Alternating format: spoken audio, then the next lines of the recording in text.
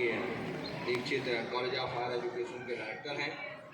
उन्हीं के साथ विद्यालय प्रबंधक समिति के संरक्षक, और मैं समझता हूँ संरक्षक क्या हमारी एक जो बैकबोन है, रीढ़ की हड्डी की तरह वो हमारे साथ खड़े रहते हैं हमेशा, ऐसे शाकिर अली साहब, वरिष्ठ उपाध्यक्ष असलम साहब, और विद्वान एवं साहित्यकार और स्कूल में तमाम सारे पदों पर रह चुके।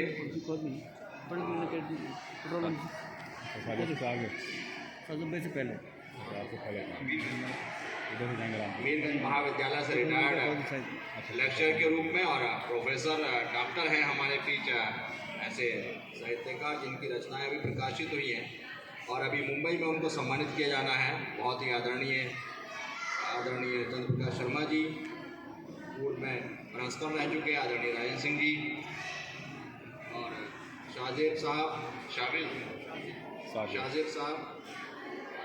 और आप सभी सम्मानित जिले भर के प्रबंधक जो बहुत समय से यहाँ पर इस खंड में बैठे हैं, मैं आप सभी का एक बार हार्दिक अभिनंदन तालियों के साथ करना चाहता हूँ। सभी का हार्दिक अभिनंदन होता है। बोलने के लिए कुछ ज़्यादा मेरे पास रहा नहीं है, उससे पहले सारे वक्ता विस्तार से अपना विषय बता चुके हैं। मैं सिर्फ यही कहूँगा कि हम लोग जिस तरह से, जिस आशा और विश्वास के साथ एक दूसरे के साथ जुड़े हैं, वो विश्वास, वो शक्ति और वो साहस हम लोगों का एकजुट रहना चाहिए। अभी शाकिर साहब कह रहे थे कि भाई ठंड बहुत ज़्यादा है, कार्यक्रम थोड़ा आगे पीछे कर लिया जाए। मैं भी सहमत हुआ उनके साथ लेकिन तिवारी जी ने कहा नहीं भाई, कार्यक्रम ऐसा ही रहेगा। तो जब ये तिवारी यहाँ की वरिष्ठ नागरिक भी है, उसके बाद भी उनका साहस देखिए कि नहीं भाई 25 दिसंबर ही रहेगा। तो वास्तव में 25 दिसंबर ही रहेगा, उसके पीछे कई सारे कारण हैं। आज का ये दिन भारतीय ही नहीं बल्कि विश्व में क्रिसमस डे के रूप में मनाया जाता है। विश्व भर की एक परंपरा है, एक धर्म है जो उनको क्रिसमस के रूप में मनाते हैं। हमारे यहाँ भारत में भी इस दिन का एक विशेष महत्व है। भारत के भूतपूर्व प्रधानमंत्री अटल बिहारी वाजपेयी जी की जयंती भी है और शिक्षा के क्षेत्र में जिनको हम पंडित मदन मोहन मालवीय जी के नाम से जानते हैं, ऐसा एक बड़ा नाम, उनका भी आज जयंती है। तुलसी पूजन का दिन भी है और विशेष अवसर ये भी है कि आज ही के दिन इस प्रबंधक समिति का गठन भी हुआ था। तो इसलिए एक शुभ अवसर पर आप सब इकट्ठा हुए हैं। लेकिन समस्याएं हम लोगों के साथ आती रहती हैं, समस्याओं से हम लोगों को कभी पीछे नहीं भागना है।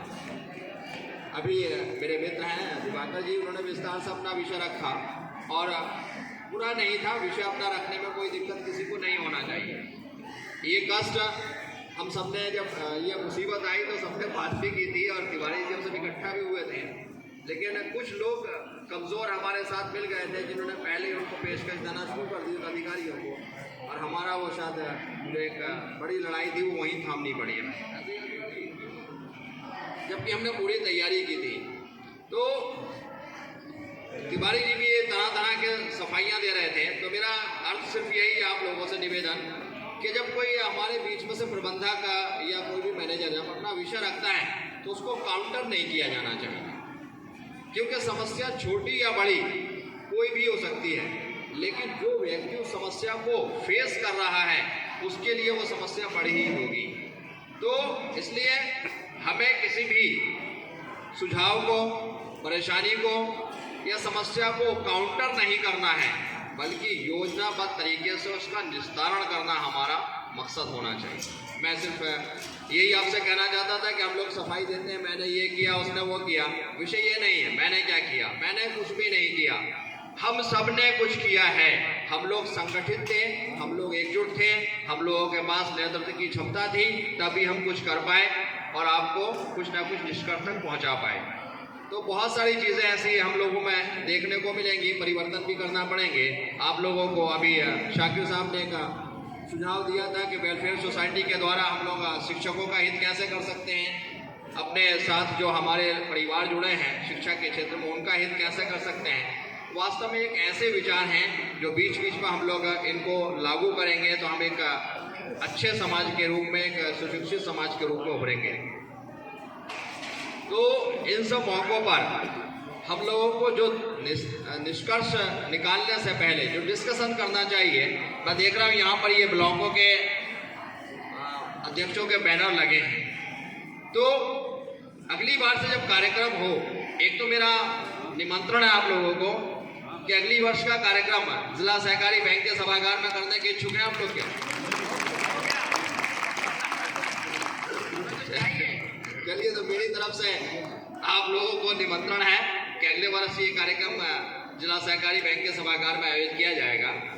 लेकिन इसके साथ हम लोग अपना जो कुछ इनोवेटिव आइडियाज हैं, कुछ क्रियाकलाप जो हमने किए हैं अपने ब्लॉक में, उनका प्रस्तुतिकरण हो तो ज़्यादा अच्छा होगा।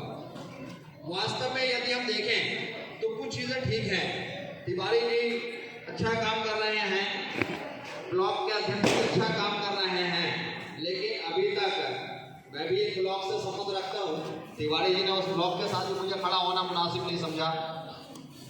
क्यों?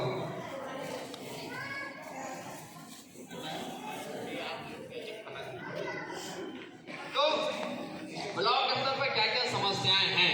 समस्याएं 10 की 10 है। अभी कुछ छोटी छोटी समस्याएं जिनकी चर्चा करना यहाँ उचित नहीं होगा। लोग कहेंगे फिर वहीं पर आ गए जहाँ से शुरू हुए थे, लेकिन समस्याएं अभी वही की वही हैं।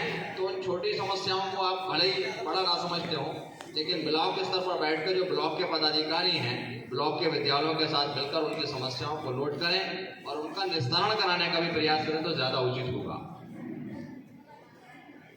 अब जहाँ तक इंग्लिश मीडियम, हिंदी मीडियम का विषय है, भाई ये सब लोग प्रशासनिक विषय हैं। इस विषय का हम लिखित में जरूर अनुरोध करना चाहिए हमें प्रशासन स्तर पर, शासन स्तर पर हम लोग उसका समर्थन करते हैं। लेकिन कुछ चीज़ें ऐसी हैं कि अपने स्तर पर भी आपको प्रयास करना ही पड़ेंगे। दिवाकर जी, हम 5-6 लोग ऐसे हैं जो हमारा एक बोर्ड भी अलग ही है। बोर्ड से मतलब समझ गए, अब लोगों का सिलेबस, एग्जाम का पैटर्न सब कुछ सिमिलर है। 5-6 ब्लॉक में हमारे ऐसे स्कूल हैं, सैदनगर और स्वार के मिलाकर, कि हमारा पूरा सिस्टम एक ही है। पेपर भी एक से, एग्जाम भी एक से, बुक्स भी एक से। हम लोग ये करते हैं तो हम लोग ये नहीं कह रहा आप ऐसा करें, लेकिन तिवारी जी चाहें तो अपना पब्लिकेशन ना बनाएं, लेकिन प्रयास कर सकते हैं। उससे क्या होगा, कुछ इनोवेटिव चीज़ें आप लागू कर सकते हो कि भाई तिवारी जी ने तय कर लिया कि भाई इंग्लिश मीडियम होगा तो किताबें एक पैटर्न फिक्स हो जाए। जैसे सहोदय है CBSE वालों का, है ना, इस तरह से। तो आप लोग इतना कुछ कर रहे हैं तो उस तरफ आपको ध्यान देना चाहिए। अपने स्कूल में और क्या क्या सुधार हो सकते हैं, हम लोग जिन स्कूलों को चला रहे हैं, सिर्फ तिवारी जी अच्छे कपड़े पहनकर आ जाएं या मुख्य अतिथि अच्छी तरह से आ जाए, वो अच्छा नहीं है। विद्यालयों का किस तरह का सिस्टम है, विद्यालयों में बिल्डिंग क्या है, रख रखाव कैसा है, वहाँ के टीचर्स का पढ़ाने का तरीका क्या है, इस पर भी हम लोगों को कभी कभी विचार करना चाहिए। तो मैं तो तिवारी जी से यही कहूँगा कि अपने ज़िले के 1-2 लोग तय कर लीजिएगा और आप लोग ब्लॉक स्तर पर कुछ विद्यालयों का निरीक्षण ना करके भ्रमण कर लीजिएगा और देखिएगा कि वहाँ पर कितने इम्प्रूवमेंट की ज़रूरत है, कितना अच्छा कर सकते हैं। क्यों? क्योंकि यदि हम लोगों के बारे में कुछ कहा जाएगा तो हम तो ये कहेंगे तिवारी जी करवा रहे हैं भैया, हम कुछ और नहीं कह सकते। ऐसा ही है ना।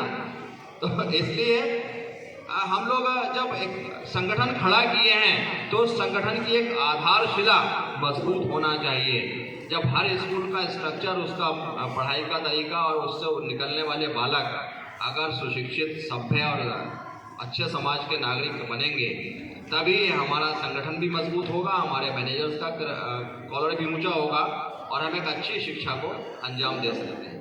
आज हम लोग ग्लोबलाइजेशन के दौर में हैं, वैश्विक पटल पर सब चीज़ें आ चुकी हैं, तो एजुकेशन भी ऐसा नहीं है कि विश्व में अलग है।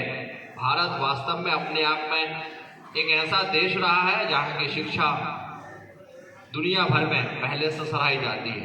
आज़ादी के समय में हमने ऑक्सफोर्ड ज़रूर पढ़ा था, लेकिन आज़ादी से पहले भी बहुत सारे भारत में विद्यालय रह चुके हैं, तक्षशिला है, नालंदा है, इनके बारे में हम पढ़ चुके हैं। तो भारत की शिक्षा पद्धति, भारत के शिक्षक और भारत के गुरुकुल दुनिया भर में जाने जाते हैं। तो हम लोग उस तरफ भी ध्यान दें कि हम लोगों को अपनी नैतिक शिक्षाओं के बारे में, अपने यहाँ के सांस्कृतिक और साहित्यिक धरोहरों के बारे में भी ध्यान करना पड़ेगा। और जहाँ तक संगठन और संगठन की बात रही, उसमें बहुत सारे लोग अपना विचार कर चुके हैं, लेकिन मैं सिर्फ यही कहूँगा कि 1857 के क्रांति के युद्ध में और 1947 के क्रांति के युद्ध में यही अंतर था कि उस समय संगठन मजबूत नहीं था और 1947 में हम लोग संगठित होकर भारत की लड़ाई, आज़ादी की लड़ाई लड़े थे, इसलिए हम वो लड़ाई जीत पाए थे। 90 साल हमें पीछे जाना पड़ा था। तो इसलिए अनुरोध यही है कि संगठन हो, लेकिन संगठन चीज़ों का चर्चा भी करे, निरीक्षण भी करे, परीक्षण भी करे, तब उसको लागू करे। सिर्फ यही नहीं कि साल में हमने एक उत्सव मना लिया, सब इकट्ठा हो गए, यही काफ़ी नहीं है।